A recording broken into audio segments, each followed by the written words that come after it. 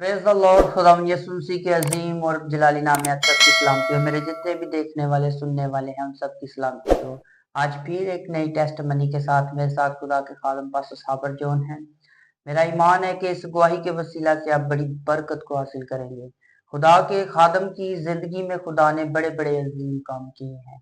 जी pastor साहब। मसीह यीशु में आपकी सलामती हो। और मैं दिल से शुक्रगुजार हूँ अपने बेटे दाऊद का, जो एक बड़े काम को लेकर चला है और उसने मुख्तलिफ लोगों से गवाहियों का काम को शुरू किया, क्योंकि यीशु मसीह का भी हुक्म था कि तुम जमीन की इंतहा तक मेरे गवाह। तो यकीनन इसकी हिदमत के लिए मैं खुदावंद की शुक्रगुजारी करता हूँ। सबसे पहले मैं अपने बारे में ये बताना चाहूंगा कि मैं बचपन से, लड़कपन से, जब मेरी बुनियाद शुरू हुई तो मैंने संडे स्कूल से इसको शुरू किया। मैं 12 पत्थर का रहायशी हूँ और यहाँ पर बड़ी ही रिवाइवल है मसीह के कलाम के मुआफिक। और संडे स्कूल में मैंने हिदमत का आगाज किया और वहाँ संडे स्कूल से मैं गुजरांवाले थियोलॉजिकल सेमिनरी, मरी, बहुत सारे कैंपों में गया, जहाँ पर तकरीरी मुकाबला में, जुबानी हवाला जात में बहुत सारे मैंने इनामात भी जीते और उसी से मेरी बेस बनी। लेकिन जिंदगी में मैंने कभी ये नहीं सोचा था कि मैं हादम बनूंगा। मुझे जरा सा भी ख्याल नहीं था कि मैं खुदावन की खिदमत करूं, क्योंकि मैं शुरू से बड़ा शर्मीला था। लेकिन क्योंकि खुदावन ने माँ के पेट से चुना होता है, खुदावन को पता था कि किस वक्त, किन लम्हात में मुझे उसने इस बात के लिए उभारना है। तो जब मैं कराची गया, यहाँ से पढ़ाई मुकम्मल करके वहां मैंने जाके लैब टेक्नीशियन का डिप्लोमा किया और वहीं पर जॉब शुरू की।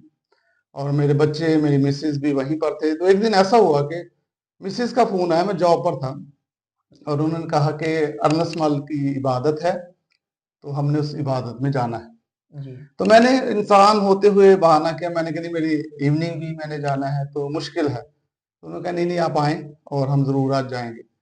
तो हम जहाँ वहां पर गए, मुझे याद है आज भी, कराची में बड़ा मैदान पर वो प्रोग्राम हुआ था, इबादत हुई थी और अर्नस मल साहब हमारे करीब से गुजरे। उस वक्त तक मैं अर्नस मल को नहीं जानता।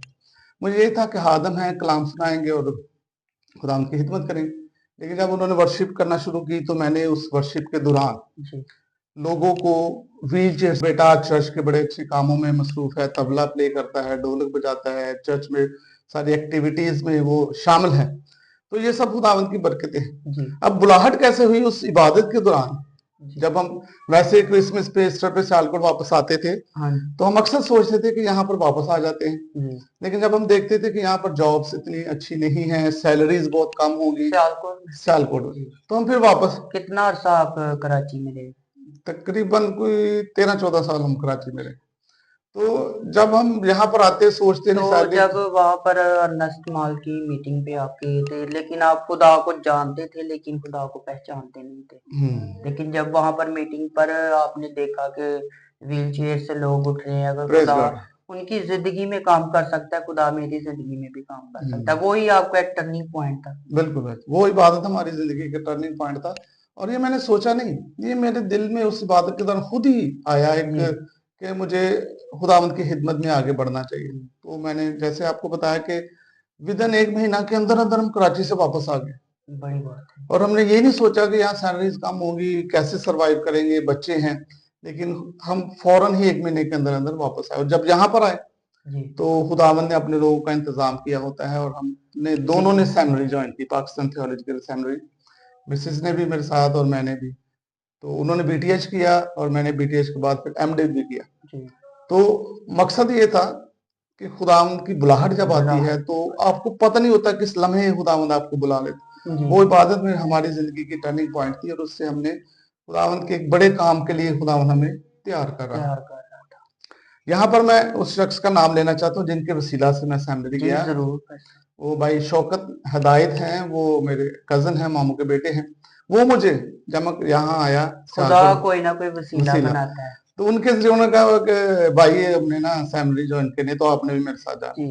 मुझे याद है मैं उनके घर गया, वहां से हम दोनों गए और तब से फिर हमने सेमिनरी में इसका आगाज किया। सेमिनरी करने के बाद मैंने यही सोचा था कि खुदा उनकी तालीम चले, अपने नॉलेज की अच्छी बात है। पासर जी, आपकी बात काटी गई। बहुत सारे लोग ये कहते हैं कि खुदा यीशु मसीह के शागिर्दों ने कौन सी सेमिनरी की, लेकिन आप जो यहाँ पर पैगाम दे रहे हैं हमारे यूट्यूब चैनल पर, आप उन्हें क्या बताना चाहते हैं कि सेमिनरी हमें करनी चाहिए क्या या नहीं करनी चाहिए? नहीं, मैं ये समझता हूँ कि अगर आपने खुदावंद की खिदमत में आगे बढ़ना है तो सीखना बहुत ज़रूरी है। जी, और जो लोग कहते हैं कि शागिर्दों ने कौन सी सेमिनरी की, तो खुदावंद यीशु मसीह के साथ-साथ वो 3 साथ साढ़े 3 3 साल साढ़े 3 साथ रहे। उसे सेमिनरी कहा जाता है। सेमिनरी कहा जाता है। उन्होंने यीशु मसीह से सीखा, सीखा उसकी था। तालीमात को हासिल किया।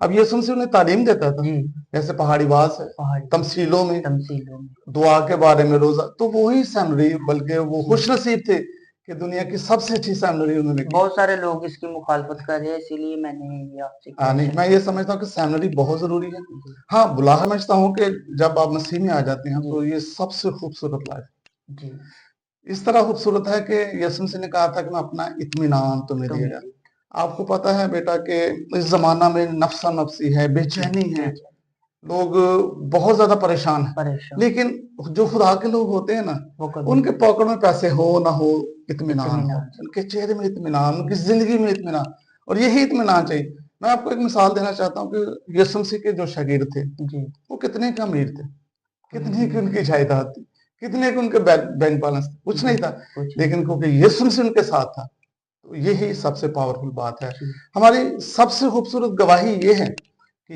यीशु मसीह हमारा शख्सी नजात है। सबसे इससे बढ़कर कोई गवाही नहीं। अगर यीशु मसीह आपके पास है तो खिदमत भी अच्छी है, फ्रूटफुल है, और आप एक बाबरकत खादम भी बन सकते बन हैं। सकते।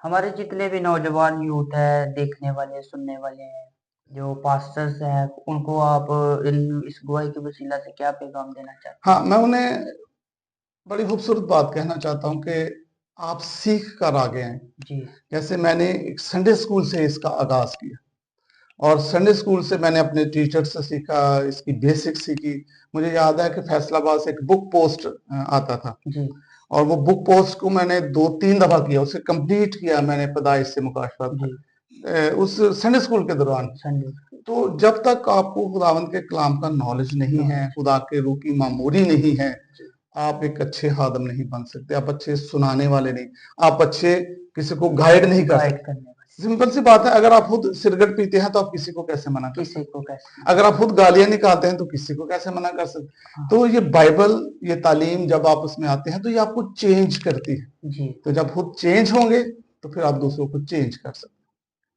जी, तो हमें इजाज़त दीजिए, फिर नई गवाही के साथ मिलेंगे। मेरा ईमान है कि आपने इस गवाही के वसीला से बड़ी बरकत को हासिल किया है।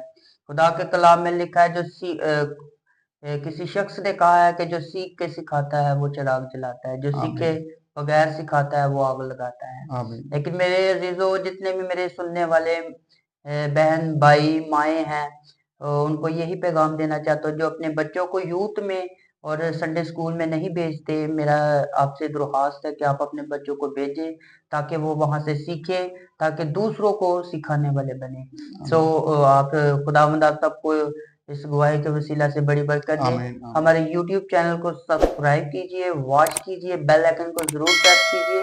मेरे जितने भी मसीही भाई बहन हैं, ज़रूर मुझे सपोर्ट कीजिए ताकि मेरी हौसला अफजाई हो, ताकि मैं और जरूर। नई नई गवाहियाँ आपकी खिदमत में लेकर आऊँ। आमीन। God bless you all.